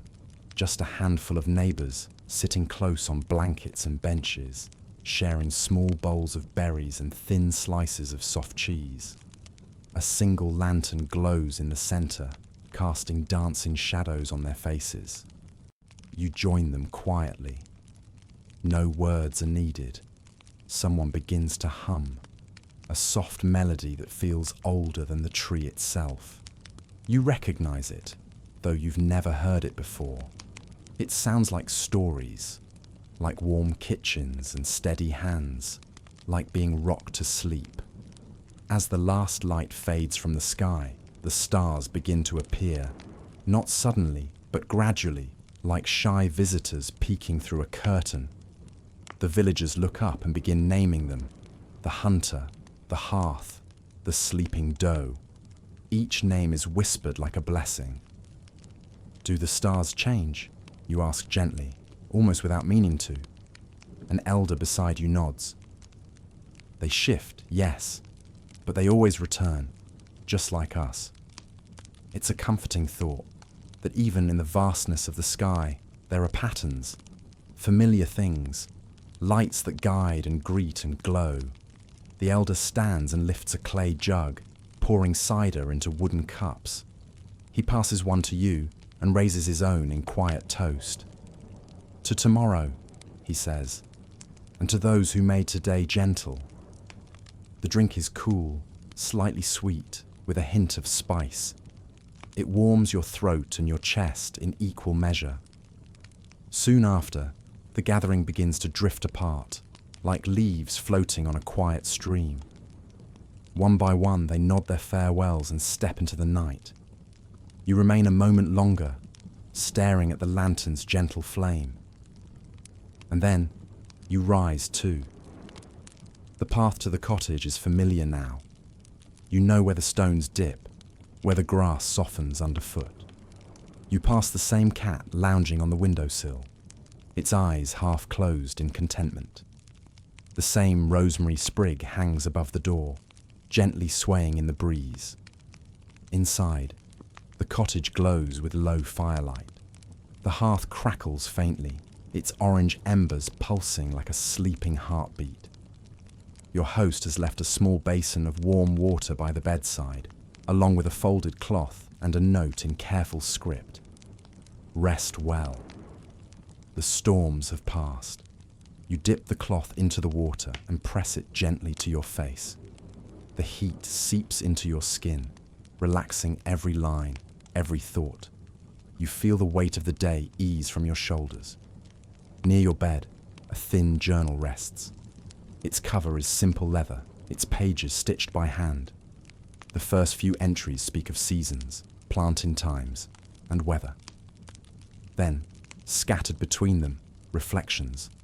A note about a child's first step, a line of poetry, a pressed violet taped carefully between 2 pages. You add your own thought in quiet ink. Today, I learned what it means to be held by a place. You close the journal, your hand resting on its cover.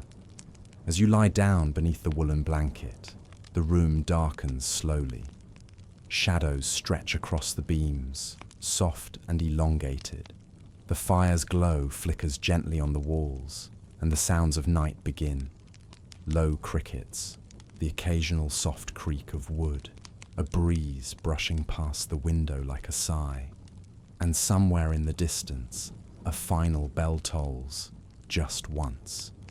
Not to mark time, but to bless it.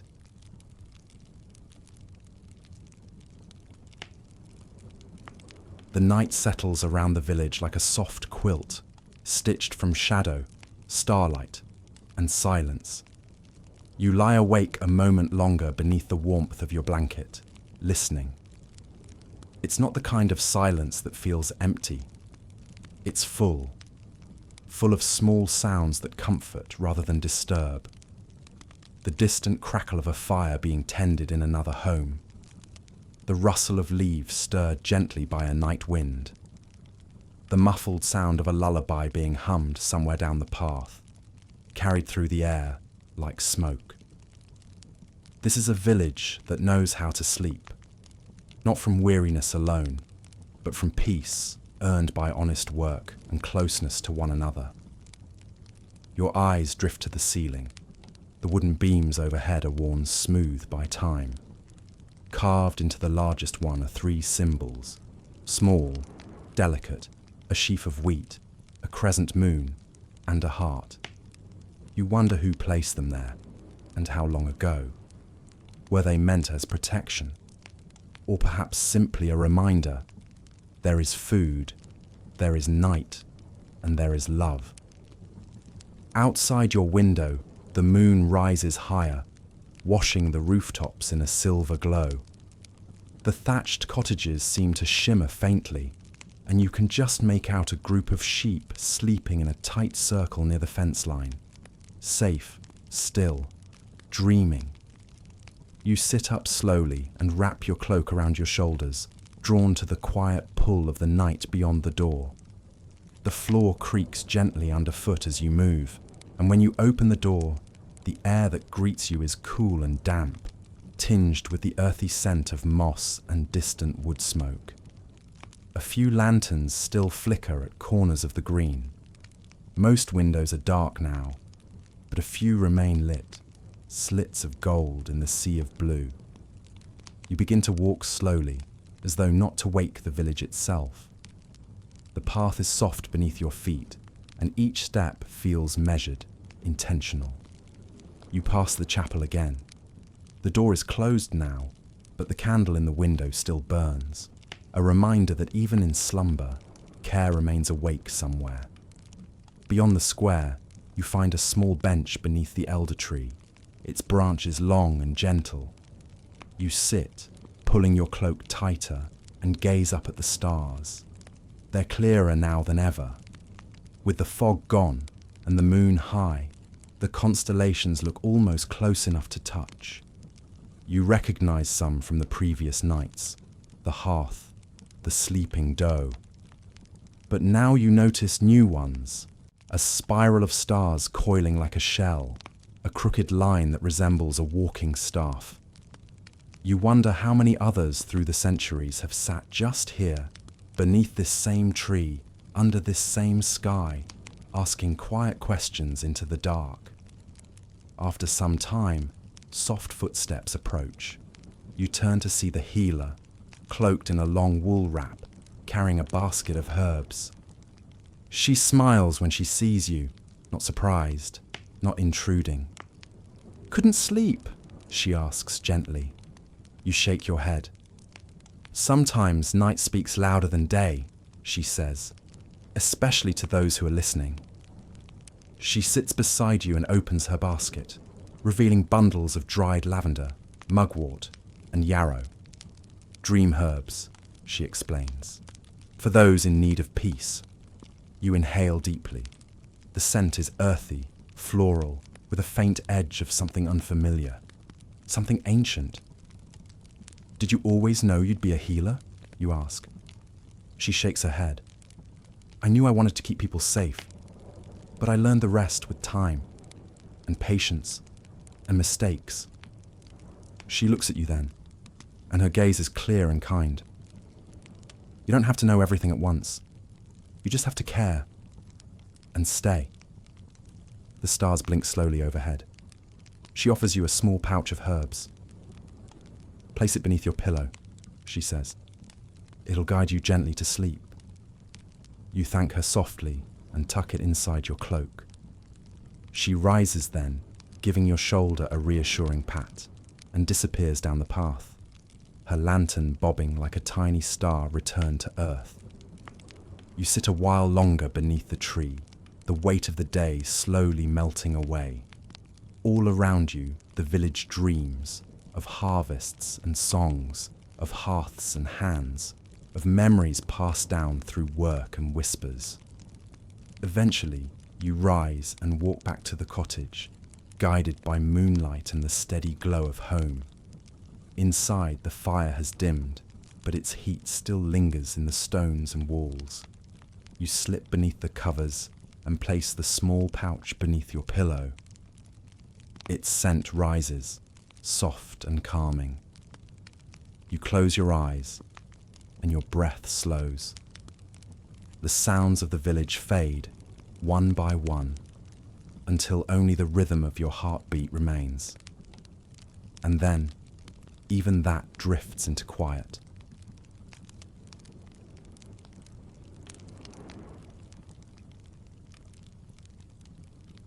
The dream finds you softly. It doesn't begin with images or scenes, but with feelings, the kind that arrive before thought. Warmth, familiarity, the steady comfort of belonging. In your mind's quiet, you feel yourself walking once more through the village, though the edges are lighter now, more like watercolor than stone. The trees sway above you, but not in wind. They sway as if breathing, as if welcoming. And there, around you, the people you've come to know. The healer arranging herbs, the weaver at her loom, the boy stacking kindling with a bandaged hand, the woman lighting her window candle for dreams. All of them are moving with the same rhythm as always.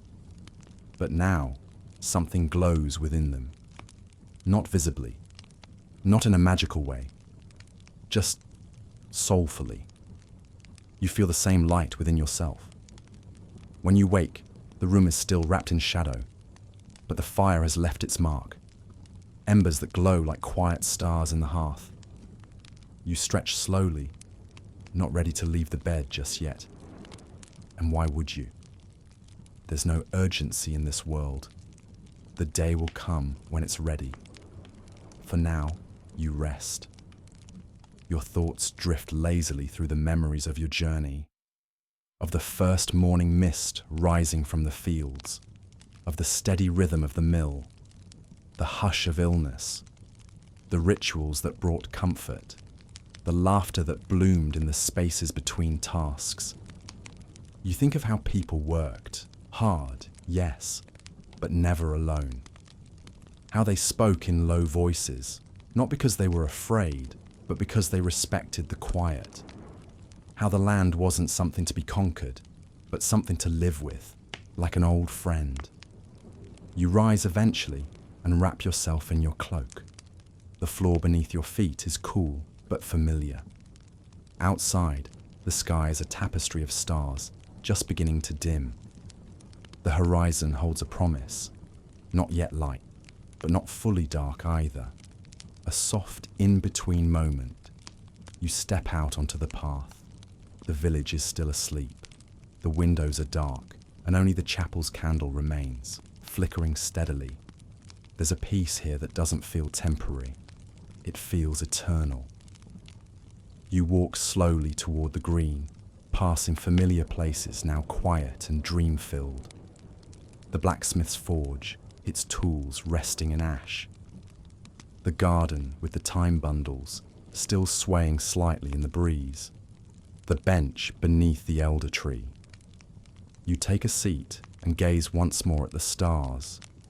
Their number has thinned slightly as the sky begins to prepare for dawn, but some remain, brighter now for their persistence. And you remember the little girl's question. Do you think the stars remember us? Yes, you think. Yes, they do.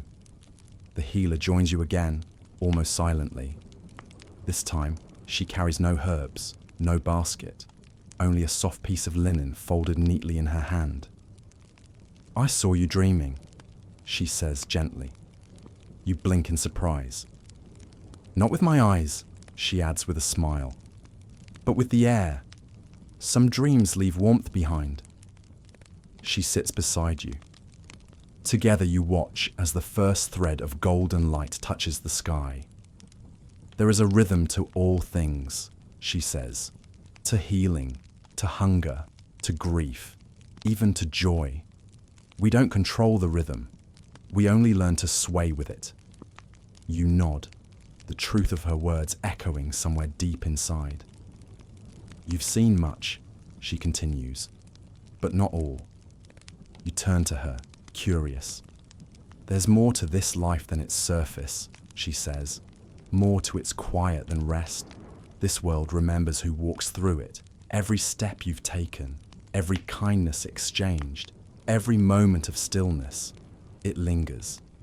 She gently places the linen cloth into your hand. For remembrance, she says. You unfold it and find a small bundle of pressed herbs inside, lavender, rosemary, and a sprig of wild mint. They smell like evening, like comfort, like the hands that tend a home. As the first bird sings from a distant rooftop, the healer stands. You will carry this place with you, she says, not because you chose it, but because it chose you. She smiles one last time and disappears into the fading night. You sit a while longer, watching as the sky slowly turns from deep navy to soft blue. The stars wink out, one by one, leaving only the memory of their watchfulness behind.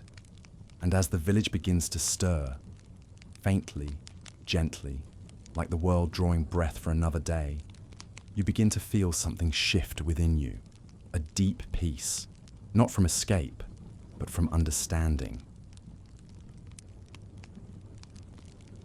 The village stirs softly now, not with alarm, but with familiarity, like a well-loved book turning its next page. A rooster crows once, far in the distance. A wooden shutter creaks open. A hearth is stoked, its embers blooming into flame. You walk slowly back toward the cottage, the herbal bundle clutched lightly in your hand. The mist rises off the thatched rooftops in pale ribbons, and the cobblestone beneath your feet is cool with dew. Everything shines faintly in the newborn light. Fences, leaves, the folds in linen left out to dry overnight. As you reach the doorstep, you pause and look over your shoulder one last time. The green is empty, but it doesn't feel lonely. You can still hear yesterday's laughter in its grass. The path toward the fields glows golden in the rising sun, as if remembering every footstep that ever walked it. Even the chapel bell, silent now, seems to hum faintly with memory. Inside, the cottage welcomes you back with warmth. The fire has been stoked here too, and a small clay cup of cider has been left near the hearth. You sip it slowly. It's been steeped with cinnamon bark and clove, comforting and earthy. Your satchel is waiting near the door, not because you're leaving in haste, but because this part of the story is gently drawing to a close. You fold the herb bundle into a soft cloth and tuck it inside, carefully, reverently, like a keepsake passed through generations. And then you sit, one final time, on the wooden stool beside the fire. You close your eyes, you breathe, and you remember. You remember the feeling of sun-warmed soil in your hands, the scratch of wool and the scent of rain, the rhythm of the loom, the stories whispered beside the hearth, the quiet strength of neighbours who speak little and care deeply, the healer's steady touch, the baker's candle-lit bread, the moon over the green, watching like a gentle guardian. You remember being a part of it, not as a visitor, but as someone truly known, because that's what the village gave you, not just shelter or safety, but belonging. A place in the pattern, a thread in the cloth. And as you sit there, letting the memory wrap around you like a woolen shawl, a quiet thought settles softly into your heart. You are not fragile because you feel. You are not lost because you wonder. And you are never alone. Not in a world where people still gather to lift the sick, where bread is still shared, and where even the stars remember your name. You rise slowly and take one last look around the room. Every object seems to glow just slightly now, touched by story. The carved spoon, the picture near the window, the folded blanket, even the fire, its final flickers reflecting in your eyes like tiny suns. And then, without words, you step outside. The sun is fully risen now, casting long, soft rays across the waking village.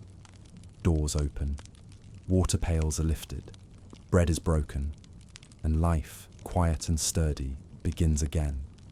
You take one final walk through the path. No one stops you, not because they don't care, but because they understand. You've become part of the rhythm now, part of the returning, the remembering. At the edge of the green, you pause and touch the wooden fence post. A familiar cat rubs against your leg, purring low. You smile, then turn your face to the rising sun, its warmth brushing your cheeks like a mother's hand. And finally, you whisper, not out loud, not even with your breath, but with your heart. Thank you. Thank you for showing me that strength can be soft, that community can be quiet, that survival is not always about endurance, but about tenderness. And with that, you let yourself drift, gently, completely, back into your bed, back into your breath, back into the stillness of night. Because even though the sun has risen here, the story, for you, has done its work. And now it's time to sleep, to rest, to dream, to be held by the memory of a place that loved you before it knew your name. Good night, dear listener. You are safe, you are home, you are loved.